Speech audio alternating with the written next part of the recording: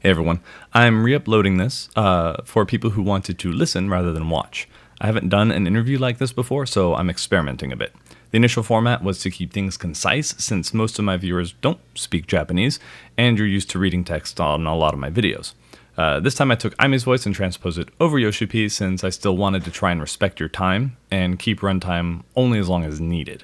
I didn't opt for this earlier because in all my time speaking with Yoshi before, he had a lot more energy this time and was way more animated than he usually is. So I wanted to highlight that with his original voice. I'm not going to land on a single format that makes everyone happy, but I do appreciate some of the feedback and letting me know what works best for you guys. But just also remember that I am trying, so I'd appreciate it if some of you weren't so critical.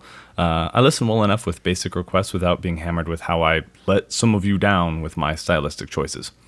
That's just unnecessary. Still, I'd like to get as close to a universally accepted format as possible, so I'd appreciate the usual constructive feedback. Just don't act like I'm trying to make your life harder for you. Enjoy. Okay, so I might get emotional during this. So I want to say, thank you for all the work that you guys and the battle team have done, all the work that you've put into Monk. It's my favorite class to discuss on my channel, and we're all very excited to see that you guys have implemented things that we've been asking for a long time. And it's been very cool seeing those ideas come to life. So the effort is very much appreciated on that. And so while I'm happy with the way it is, and I will be regardless, there are still a few questions that I have about Monk. All of my questions are about Monk. So Monk got a lot of changes during Shadowbringers, all of which paid off, just like I thought they would. What spurred the decision to start that overhaul? Thank you very much for your comments on that. And to talk about the different adjustments we made to the monk, actually will take us back all the way to the beginning of like ARR, actually. So whenever we were looking to the relaunch of Final Fantasy XIV through A Realm Reborn, the concept that we had behind the monk job is a melee DPS that is very dependent on directionals. Plus, it has a lot of different moves that you can utilize. And so it's going to be quite busy. You would need to maneuver through many skills in a short amount of time. But at the same time, if you get to master it, and with the stacking of the grease to lightning, it really charges up the actions, and you can experience this really exhilarating up tempo kind of moves. And so we feel that we kept on refining it, and it reached its sort of pinnacle of that form by Heavensward expansion. But when we looked at all of the different jobs that were available at the time and the mechanics of it, we felt that a lot of them have become very difficult to maneuver and to master. And on top of that, our raid content was also getting more difficult. And so we realized that we were trying to sort of pursue perfection in the direction of like very hardcore, and it kind of left behind some of the less experienced players. And so, and this doesn't apply to just the monk, but for all of the jobs, we decided that we need to kind of shift gears a little bit to make it a little bit more accessible to the players. And of course, at the time, there were requests for a fourth stack to Grease to Lightning.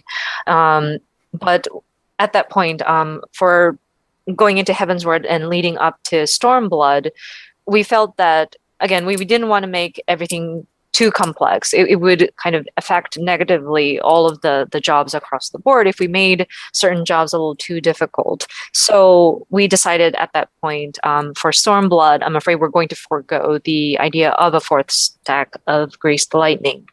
And then once we passed through Stormblood and went into Shadowbringers, we noticed there were more and more players who wanted to challenge themselves in the raid content. And the quality of these raid content also have become more refined on our end as well. And in certain instances where the boss kind of moves away from the battlefield and you're kind of left with nothing to do, and the monks kind of run out of their charge for Greased Lightning, it was wasted. And then we realized that it caused a lot of stress because that contributed to like missing out on their opportunity, because it took too long to build back up to release as a burst again. So of course, with the changes that we were making, we didn't want to take away from the monk's sort of individuality either. And so monk was still a job where we are maneuvering across many different skills at a fast pace. But we kind of changed the concept of that sort of gear shifting with the greased lightning to raise your battle speed, to it being a trait instead. But that in turn caused a significant like identity of monk to be removed, or like it felt like there was one less sort of quality of monk. So in exchange for doing that sort of gear shifting with Greased Lightning, we decided with Endwalker, we are going to introduce this new system. That's where it leads to this new system of like accumulating chakra. So with Monk, there's been a slight concern about chakra overflow while the party is affected by the Brotherhood buff, since chakra often comes in faster than we can spend it during that phase. So I was wondering if maybe it would be possible to, kind of like how Warrior and Ninja and Dark Knight have a 100 or like a 50 and then 50 for their abilities on their gauge, if it would be possible to increase the cap of chakra to 10 just while in Brotherhood, or just while Brotherhood is active, to give us more freedom and time to spend it. Something like making the orbs glow to signify the overflow, so the UI doesn't have to be completely overhauled. Would it help if there was like some kind of guide to show that you're about to overflow? It's hard to anticipate. Like right now, if I'm going into like a very optimized group in the Ultimate of Alexander, once I hit Brotherhood, I've gone from 1 to 5 almost immediately because everybody's hitting their weapon skills. So having a little bit more freedom just in Brotherhood, because that's the only time it's in an issue, or that's the only time it is an issue. Just giving a little bit more freedom, so that not that we can just like hoard it, but we're often like like I'll hit cap right as I'm like, I'll have 4 out of 5, right, and right as I'm about to hit boot shine, which is a guaranteed, it'll cap, and so then I have to like stop hitting my global abilities to, or either have to stop hitting the global abilities to hit the Forbidden Chakra to get the other one, or overcap with Boot Shine, and then it's like, I just lost one. So it's not a huge issue, but it's more of like a, and I know I can't just be 10 outright, so that's why I was just for that phase. Yeah, I get what you mean though. Like you don't want to overflow your resources, and it does feel like such a waste. So I get what you mean. Yeah, just thinking out loud, like what if we made this like a 2-stack charge action that would allow for you to use it whenever, and it'll Mm-hmm. accumulate in the background, and then you can start it off again. But that, I'm afraid, will make your damage dealt or DPS go too high, and so we'd have to Mm-hmm. balance other items. But I totally understand like where you're coming from, so that is something I'm going to talk about, talk Yeah. to my team. Yeah, because the sacrifice of a little bit of damage would be fine. It's more like the feel of it in that, just so you're always able to keep it flowing. But yeah, a little bit of damage, easy trade. Yeah, for sure. Sometimes accumulates like very unexpectedly, so I understand that part. So Monk's new gap closer, Thunderclap, feels really good, like really good. The ability to target party members and enemies makes it like really versatile. And I was wondering if it would break the functionality to also let us use it freely like dancers on Avant. The dungeon made us move around a lot for mechanics, and I quickly realized that if I waited on party members to get to the safe area, it was too late for me to actually like jump to them. I could always sprint, that's fine. But Six-Sided Star is also a decent movement option. But with it being tied to the global cooldown, it makes it difficult to use it in a reactionary way. So that's why I'm bringing that up. You would love to see an action that would allow for like movement without like a particular target. Yeah, I was wondering if it would hurt anything to have it also be able to do that, or if it requires those targets, which would be fine either way.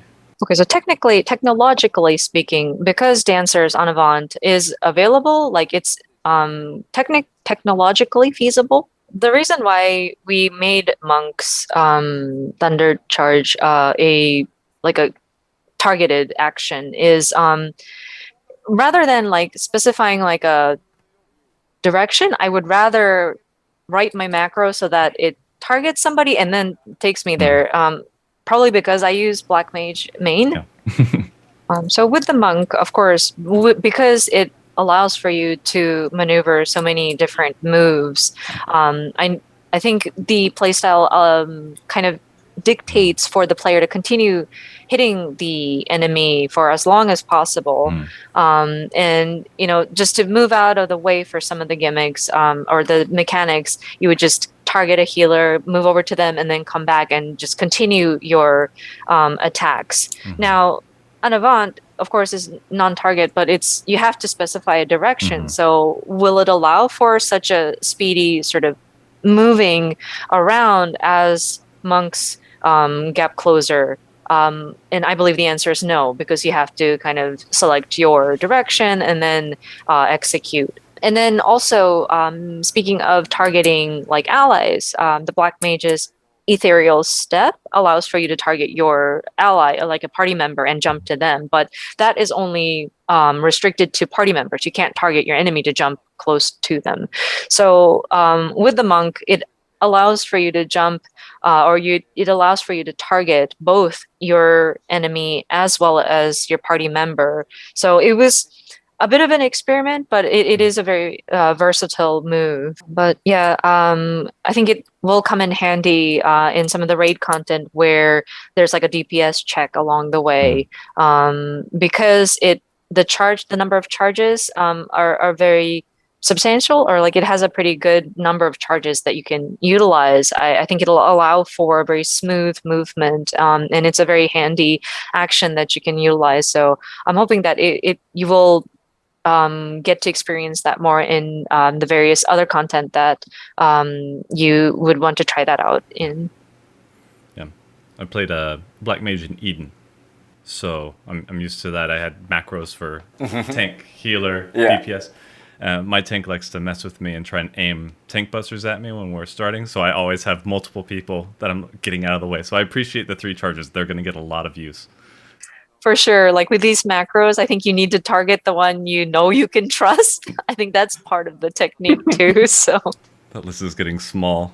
Even in the development team, like we're doing our tweaks on the Pandemonium raid right now, but like I know of a guy who's like, I'm never going to target this guy to jump to because I don't trust him. I feel that. I understand. Well, I know that hour went, or that 45 minutes went by really, really fast, but I think we're at time for now, so we may have to call it here.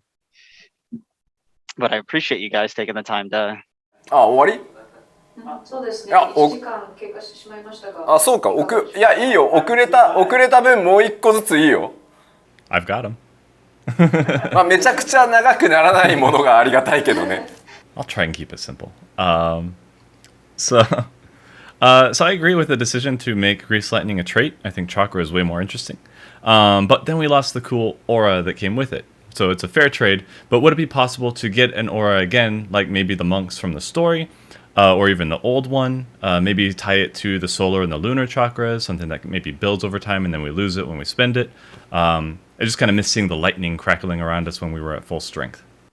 That's true, actually. I have heard people talk about, it's great that Greased Lightning is now a trait, but it would have been nice to have that aura effect kind of going. Now, let me ask you this. Since it is a trait, would it make sense if the aura was with you like constantly? No, that's why I said like maybe tie it to the solar and lunar chakras, because it's kind of like that building. So like as you kind of build again, I'm fine with it, kind of building up, but yeah. Understood. I'll try to talk to the team about it and feedback, see what they think. I think I would need to double check where we're at in terms of like the character's memory, like the program's memory, sorry, we did apply a lot of changes to the monk, and so I don't know if we have enough like resources for motion to be added. Okay. So, Yeah. but totally understood on the intent behind it, though. Yeah, be a little cherry on top. I'm just a big shonen fan, so I like all the power up and all that fun stuff. I know. なるほどね。なるほどね。ワンモアクエスチョンいいって言ってたけど結局リクエストが2つだったっていうのが面白いなって思ったよ。分かったよ。リクエストは賜りましたので、バトルチームには話しておきます必ず。はい。I was expecting questions, but they were both requests. What gives? Very interesting, though. I'll definitely let the battle team know, though. いやでもとても楽しかったです。すいません時間遅れてしまって深夜ね遅い時間なのに本当にありがとうございます。But once again, apologies for being late, but it was so much fun to talk to you guys. I know it's very late on the America's time, but thank you again. Oh, thank you for taking the time. I really appreciate it. Yeah, we really appreciate the time. Thank you for having us. エンドウォーカーぜひ楽しんでください。Have fun with Endwalker. Oh, we will. We absolutely will. We will. Yes.